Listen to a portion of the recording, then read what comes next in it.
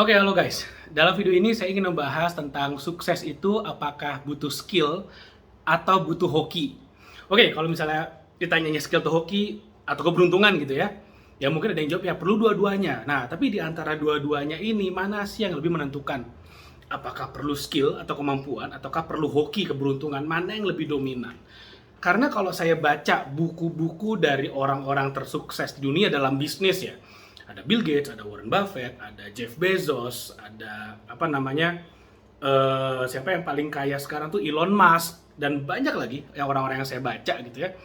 Mereka semua mengatakan mereka adalah orang-orang yang beruntung. Bahkan seorang Donald Trump pun beberapa kali mengatakan saya beruntung gitu. Jadi mereka banyak yang mengatakan bahwa mereka menjadi sukses karena keberuntungan. Oke, sekarang sebelum saya membahas mereka dulu ya, saya mau membahas cerita saya dulu sedikit gitu. Cerita saya dulu tentang, oke, sebelum saya bicara tentang bisnis saya mau cerita tentang perjalanan akademis dulu deh. Akademis dulu saya sekolah SMA ya, itu di SMA Negeri 1 Denpasar. Semansa Denpasar gitu ya, SMA Negeri 1 Denpasar. Lalu kemudian saya mau kuliah di ITB.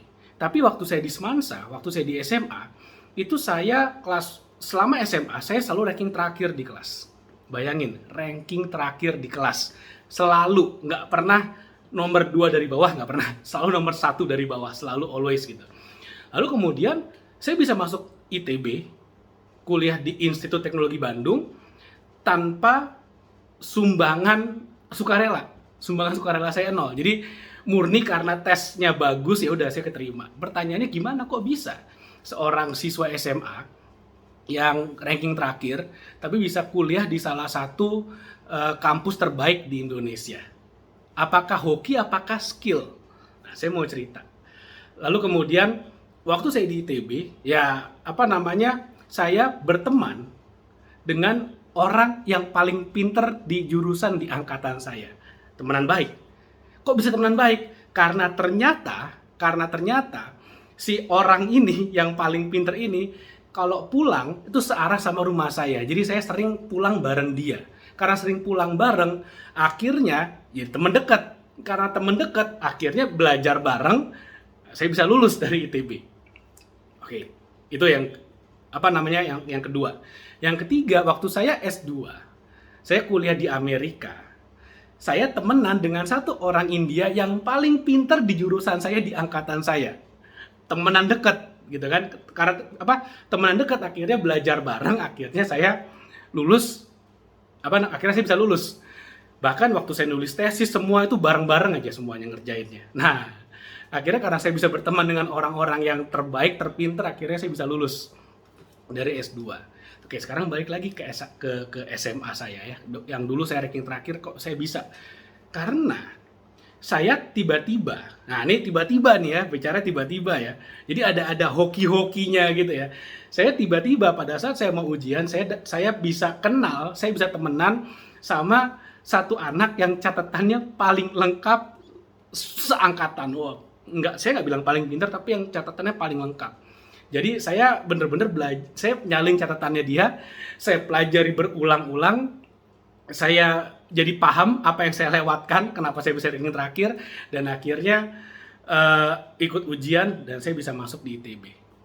Lalu kemudian, oke, itu sekolah ya. Jadi dari cara belajarnya seperti itu, di kuliah S1 saya bisa kenal dengan temenan dekat sama yang terbaik di kampus, bukan di kampus saya, di jurusan saya, di angkatan saya, dan salah satu yang terbaik juga di kampus di seluruh ITB.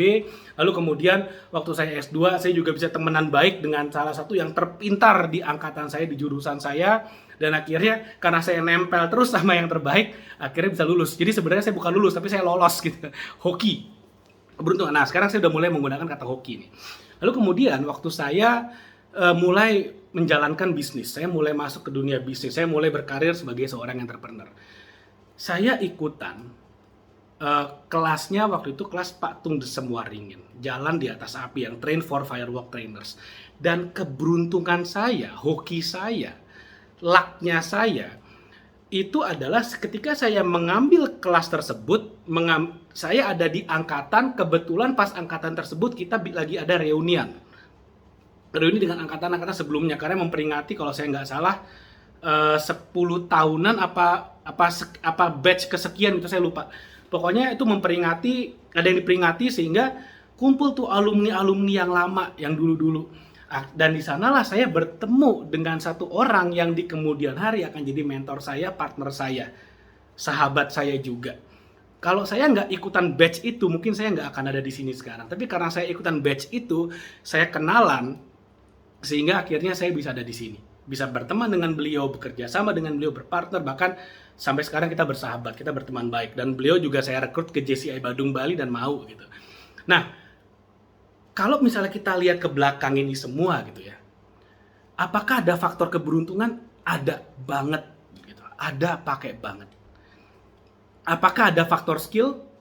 Pasti ada, karena kalau nggak ada skill ya saya nggak ada di sini juga sekarang. Jadi ada skill pasti, dan ada luck, ada keberuntungan. Pertanyaannya pentingan mana? Kalau kata orang-orang gitu ya, orang pinter kalah sama orang beruntung. Jadi mendingan mana, pintar atau beruntung? Kan gitu kan.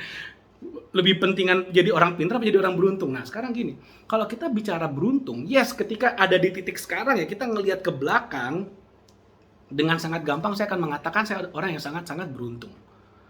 Tapi keberuntungan saya itu datang karena ketika ada opportunity, ada kesempatan, saya ambil. Saya take action untuk mengambil kesempatan yang ada. Dan ketika saya take action, artinya apa? Kesempatan itu datang, saya sambut. Nggak mikir, nggak pakai menganalisa, nggak pakai, oh nanti kalau saya ambil ini begini, kalau saya ini begitu. Nggak, saya nggak mikir ke sana. Ada kesempatan saya hajar. Saya ingat banget waktu saya mau ambil kelasnya Pak Tung Desemwaringin, TDW. Saya lagi di Bali. Saya buka handphone, saya main Twitter, saya lihat lagi scroll Twitter, saya lihat iklan beliau yang mau mengadakan Financial Revolution di Jogja. Saya dari Bali berangkat ke Jogja. Jadi waktu itu saya lihat, oh ini ada, Pak Tung lagi buka kelas nih.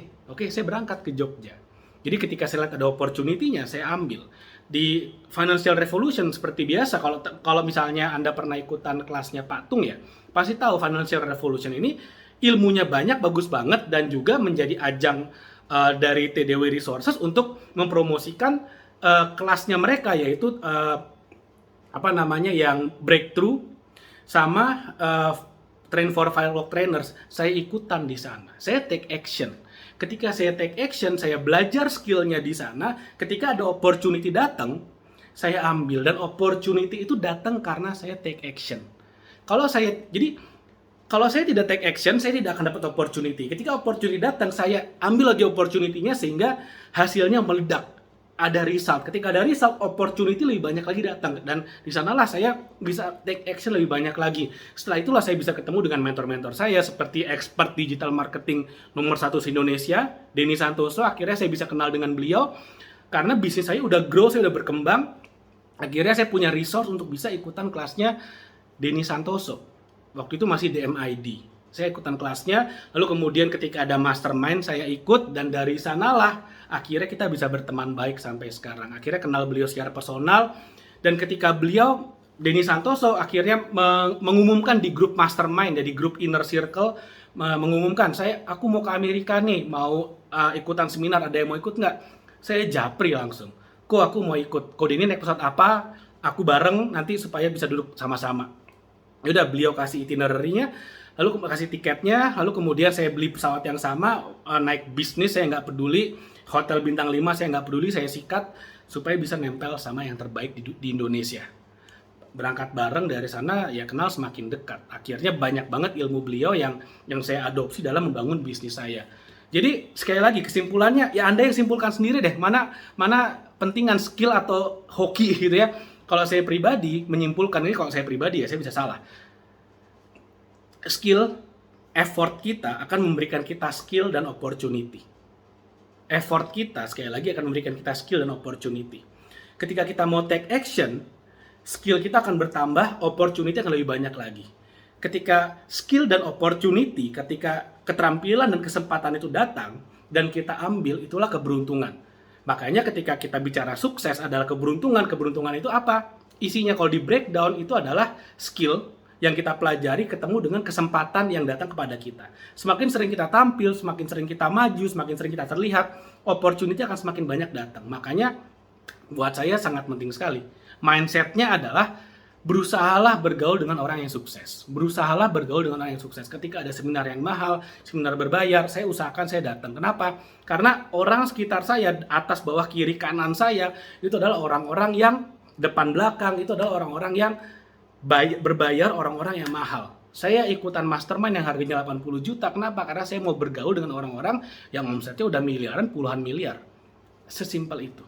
Dan ketika kita bergaul dengan mereka, ya jangan kaget ketika pada akhirnya, loh kok kekayaan saya makin banyak lah, kok tiba-tiba skill saya makin bertambah, kok tiba-tiba leadership saya semakin baik, loh kok tiba-tiba banyak kemampuan-kemampuan baru yang dulu saya nggak punya, dulu saya nggak kepikiran bisa melakukan, sekarang kok tiba-tiba kayak dengan mudahnya saya lakukan, karena paradigma saya udah berubah, karena saya bergaul dengan orang-orang yang paradigmanya lebih luas, lebih besar.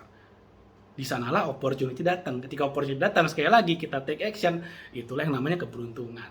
Oke, jadi kesimpulan akhirnya silakan simpulkan sendiri, mudah-mudahan bermanfaat apa yang saya share dalam video kali ini. Dan jangan lupa like video ini, share video, dan subscribe YouTube channel ini. Oke, thank you, sampai ketemu lagi.